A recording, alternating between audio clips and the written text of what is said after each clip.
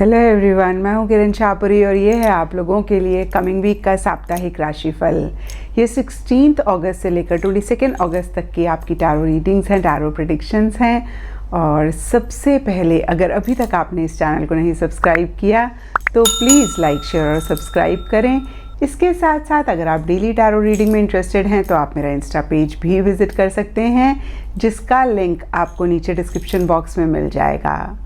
और दूसरी बात, इस रीडिंग को आप किसी भी साइन के हिसाब से देख सकते हैं। Sun sign, moon sign, ascendant या फिर नाम के हिसाब से भी राशियां होती हैं, उसके अकॉर्डिंग भी आप इस रीडिंग को देख सकते हैं। और अगर आप मुझसे पूछेंगे तो मैं आपको यही कहूँगी कि जिस साइन को आप अभी तक फॉलो करते आ रहे हैं या फिर जिस साइन के हिसाब से आप अभी तक अपनी रीडिंग्स को देखते आ रहे हैं, सुनते आ रहे हैं, आप उसी साइन को फॉलो करें।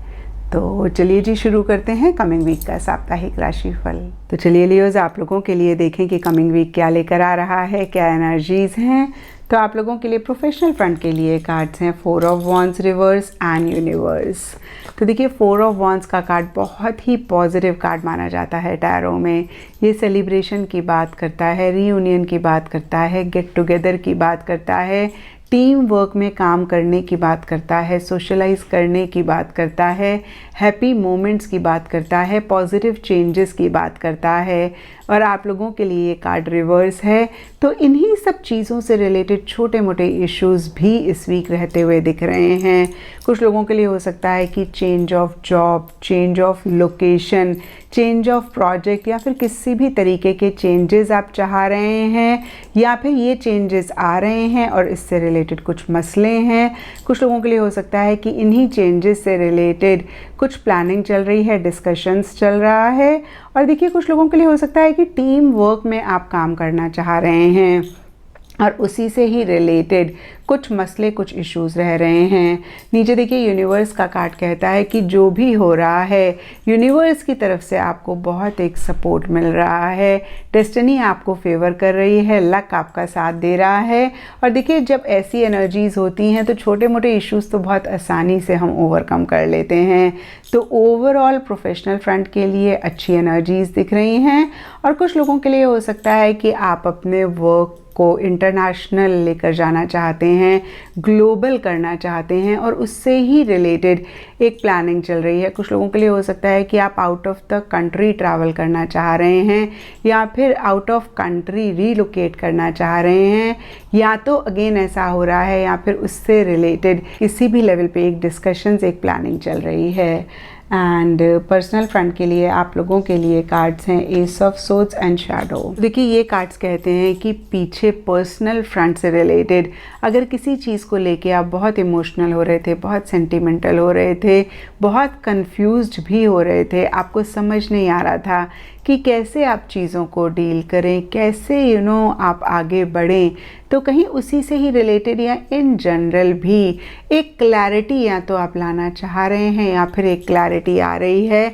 आप खुद को कह सकते हैं कि भाई बहुत हो गया इमोशनल होना, बहुत हो गया दिल से काम लेना, अब आप माइंड से काम लेना चाह रहे हैं। और एक डिटैचमेंट भी चीज़ों से या लोगों से या तो आप लाना चाह रहे हैं या फिर आ रही है। और नीचे देखिए, शैडो का कार्ड कहता है कि सरफेस लेवल पे आप जो भी कर रहे हों, लेकिन मन ही मन एक फियर, एक इनसिक्योरिटी भी रह रही है, या फिर मैं कहूँगी कि फियर, इनसिक्योरिटी को आप कंप्लीटली नहीं ओवरकम कर पा रहे हैं। और यहाँ पे देखिए लियोस, मैं आपको यही कहूँगी कि जो भी फियर्स, इनसिक्योरिटीज़ हमारी लाइफ की होती हैं 85 to 90% बेबुनियाद होती हैं, उनका कोई तत्व नहीं होता, वो हमारे माइंड की क्रिएशन होती हैं। और जब हम इन फियर्स को, इन इनसिक्योरिटीज़ को क्वेश्चन करते हैं तो ये खुद ब खुद ही डिसअपियर हो जाती हैं, गायब हो जाती हैं। फॉर एग्ज़ाम्पल, मैं कोई चीज़ अचीव करना चाहती हूँ और मुझे ऐसा लगता है कि मैं इस चीज़ को नहीं अचीव कर पाऊँगी और मुझे उसी से ही रिलेटेड एक फ़ियर आता है। या फिर कोई चीज़ मेरे पास है और मुझे फ़ियर आता है कि ये चीज़ मेरे पास से चली गई तो फिर मैं मैनेज नहीं कर पाऊँगी अपनी लाइफ को, या फिर मैं बहुत परेशान होंगी। और इसी चीज़ को अगर मैं बार बार क्वेश्चन करती हूँ कि ये एब्सोल्युटली ट्रुथ है कि अगर ये इंसान या ये चीज़ मेरी लाइफ से जाती है तो फिर मैं बहुत परेशान होंगी। क्या फिर मेरी लाइफ में कोई भी और चीज़ नहीं है जो मुझे खुशी देगी, या फिर मैं फिर कभी खुश रह ही नहीं पाऊँगी क्या? तो देखिए, इस तरीके के और बहुत सारे सवाल जब हम अपने माइंड से करते हैं तो हमें बहुत ज़बरदस्त एक क्लैरिटी आती है, और फिर से मैं कहूँगी फियर्स कहीं गायब हो जाते हैं।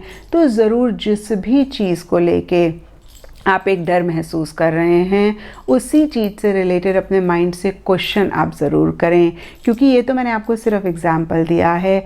आपने अगेन इसी तरीके के सवाल अपने माइंड से करने हैं और आप देखेंगे कि कैसे आपके फियर्स गायब हो रहे हैं। और देखिए, एक और चीज़ मैं आपको कहना चाहूँगी, लियोज़ एस ऑफ सोर्ड्स का कार्ड कहीं डिटैचमेंट की भी बात करता है, और डिटैच्ड एटीट्यूड अच्छा होता है, लेकिन आप कंप्लीटली चीज़ों से डिटैच ना हो। अगर आप एक अटैचमेंट रखेंगे जहाँ पे आप आउटकम से ज़्यादा अटैच नहीं हो रहे हैं, या फिर आप लोगों को लव एक्सप्रेस कर रहे हैं, लोगों से इंटरैक्ट कर रहे हैं, लेकिन उनकी चीज़ों में आप एंटांगल नहीं हो रहे हैं, तो आप बहुत अच्छे से चीज़ों को डील कर पाएंगे और लॉन्ग रन में भी कहीं आप अच्छा महसूस करेंगे।